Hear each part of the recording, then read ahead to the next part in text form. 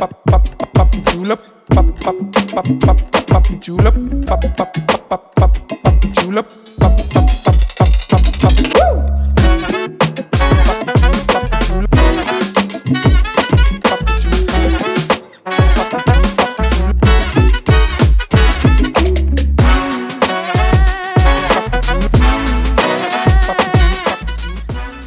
Halo sahabat suara, perkenalkan aku Natasha Wilona. Aku Fergie Britani. Aku Amir Mahira.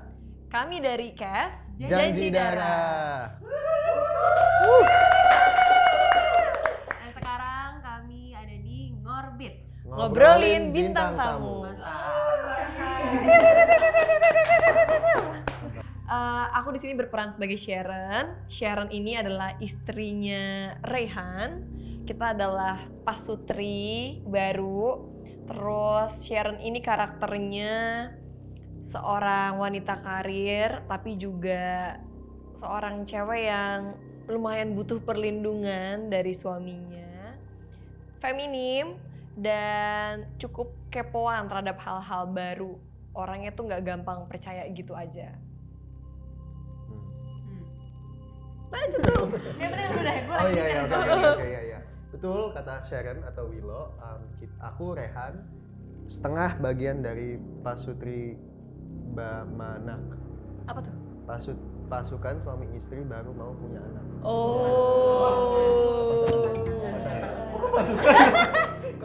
Pasangan. Jadi kita baru mau punya anak.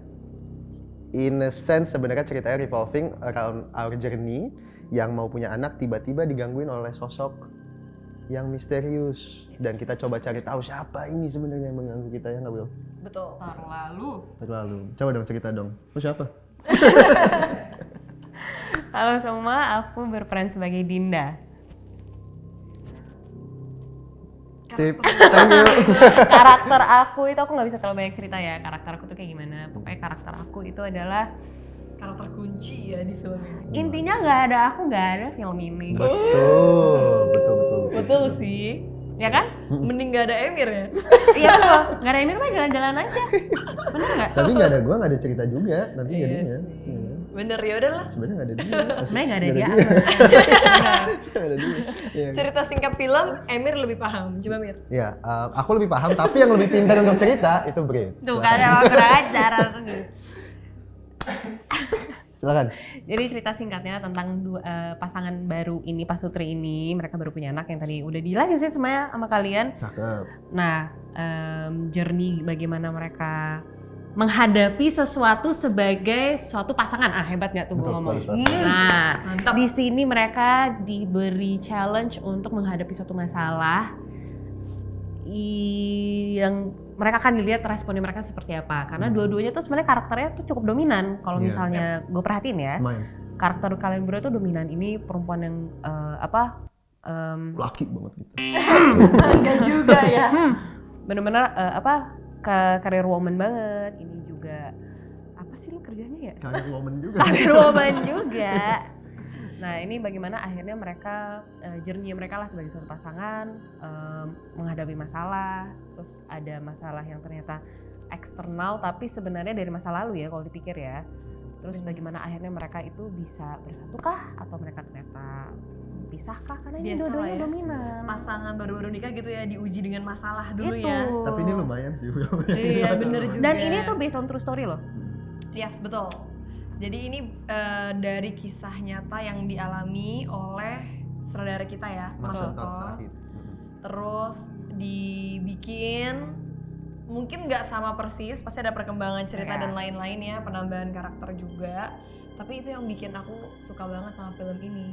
Karena dari awal Mas Antot duduk ngobrol sama kita, dia langsung ngomong bahwa dia emang dari kecil udah bisa melihat makhluk-makhluk tak kasat mata dan punya kemampuan indigo. Jadi dia pengen membuat sosok-sosok yang ada ataupun cerita yang ada tuh seril mungkin seperti yang dialami oleh anak-anak yang berkemampuan khusus di luar sana. Dan awalnya tuh sebenarnya Mas Anto tuh nggak pengen ini agak dirilis sebagai cerita yang ini ya. Yes. Tapi true story-nya dia. true story-nya sebenarnya dia tipe orang yang benar-benar ya udah biar kita aja yang tahu, biar kita aja yang ngerti. Tapi semakin kesini dia juga sadar dengan tim juga bahwa ini kesempatan yang bagus untuk jadi platform diskusi bagi orang-orang yang sensitif dan bisa melihatkan. Karena dia tuh selalu ngomong orang yang biasanya punya indera keenam itu cenderung untuk menutup diri, nggak banyak cerita karena itu kan draining sekali ya, draining energi. Jadi akhirnya di sini dia kayak bener yang Emir bilang, platform untuk orang-orang yang indigo punya kemampuan lebih untuk bisa menyadari bahwa oh ternyata gue nggak sendiri, oh ternyata banyak orang yang mengalami juga, oh ternyata oh dia modelnya kayak gitu, kalau gue indigonya modelnya kayak gini, terus jadi bisa berdiskusi gitu, dan you are not alone. Setuju.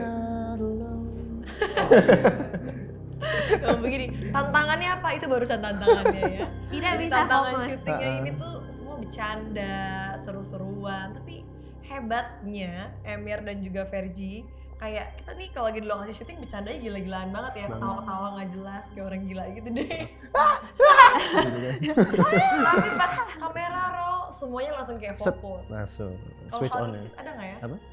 Tantangan kejadian hal mistis. Hal mistis, aku sih enggak ya. Tapi tahu nggak kenapa? Kenapa? Pak S tuh dari awal udah bilang semua lokasi-lokasi kan emang punya indera keenam kan. Semua lokasi-lokasi yang menurut dia bahaya itu sama dia udah lindungin duluan. Oh. Itu kenapa? Makanya kan tadi kan aku bilang kan ada area yang dia bilang kalian jangan keluar dari area ini ya. Aku sih Yang mana tuh? yang di pabrik kan ini kan lokasi kita kan yang awal masuk terus kita kanan itu kan. Kan ini masuk pabriknya nih, ini dalam pabriknya ini Oh, masuk. iya, kanan. Kita kan Terus kanan. ya. Yang kan? tempat nggak bisa spoil. Nggak bisa. yang tempat Iya. nah itu kan. Iya. Kan ada area-area yang di sebelah kiri tuh bagian yang anak-anak kecil tuh. Iya, iya. Did I say something? Apa sih? Nggak deh. Nggak, aman ya? Nanti dicek aja di Google Maps kalau mau ya. Ya, pokoknya ada area-area yang kalau pas lagi syuting di sini kita jangan keluar dari area ini. Lokasinya lagi di sini jangan keluar dari sini. Awalnya aku kira karena itu pabrik tua, jadi takutnya rapuh, takutnya nanti kita nggak sengaja jatuh, ada yang patah apa segala macem. Tapi kalau dilihat sebenarnya condition pabrik itu masih bagus. Jadi kayaknya area yang kita lagi jadi set itu. Aku maksud kamu, kamu ada di situ kemarin syuting juga. Iya, tapi dia nggak tahu kalau itu tuh dijaga. Jadi sutradara kita dia punya indera keenam ini beneran dan dia menjaga setnya. Gitu. Pantesan aku pas syuting nggak berasa apapun. Santuy-santuy aja kan? Pantesan setiap kali habis action tuh Mas Sentot kayak begini-begini. Ayo. Gak boleh masuk gitu ya. Ayo mau kemana? Hal yang paling berkesan, menurut aku syuting bareng teman-teman semua pemain yang ada di Janji Darat tuh berkesan. Ada Luna juga ya, terus juga Mas Kiki, Mbak iya Jenar. banyak sih, banyak. Ya betul.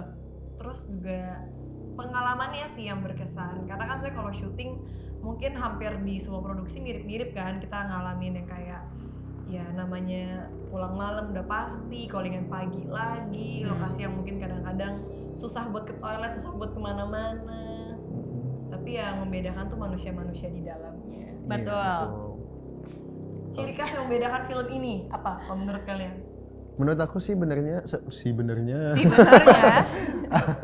Sebenarnya ini perpaduan antara horor dan dramanya yang cukup kenceng ya. Karena banyak cerita-cerita horor yang emang tugasnya udah cuman buat nakutin penonton aja, tapi di sini menurut aku ada cerita yang kuat yang sebenarnya again based on the true story of sutradara kita. Jadi dari situ yang membedakan sih menurut aku.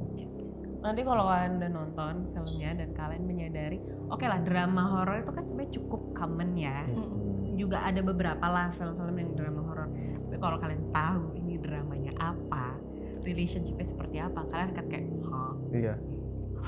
what? Bahkan sebagian dari kalian bakal ada yang kayak, gitu. Kayak, Sumpah. sumpah deh, pasti kalian akan kayak, loh? Coba kalau kamu kayak gimana, Bel?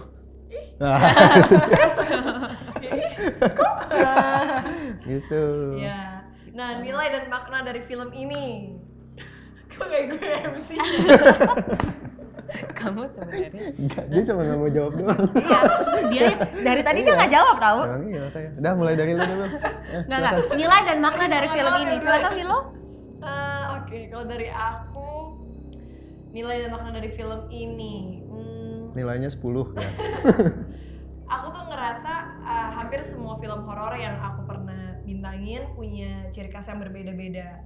Tapi di antara semuanya, film Janji Darah ini termasuk film horor yang menurut aku paling reasonable, paling relate sama kehidupan sehari-hari, nggak terlalu dibuat-buat, nggak dengan kepercayaan-kepercayaan tertentu yang mungkin nggak semua orang gampang percaya. Jadi sesuatu yang sebenarnya benar-benar terjadi di antara kita dan dialami sama teman-teman lain yang punya kemampuan indigo atau mungkin pernah melakukan sebuah perjanjian seperti ini tapi nggak pernah diangkat di sebuah film aja. Tuh, kalian. Udah terlalu semua bagus sama sih dia. jawabannya. Sama. Setuju. Setuju. Setuju. Emang gini nih berdua. Oh iya, ada promosinya gimana? Oh ya, halo sahabat suara. Jangan lupa saksikan film Janji Darah tanggal 4 Juli 2024 hanya di Bioskop, nggak usah kesayangan mana aja. Iya. Bioskop terdekat di rumah juga terdekat. nggak apa-apa. Kalau kalian demen traveling juga yang jauh nggak apa-apa. Jangan nonton bajakan. Ya. Yes, capek tahu kerjanya. Sabar. Jangan nonton bajakan. Jangan membajak ya guys ya. Kualitasnya juga jelek kok kalau ngebajak. Ngapain Bener. sih? Yeay.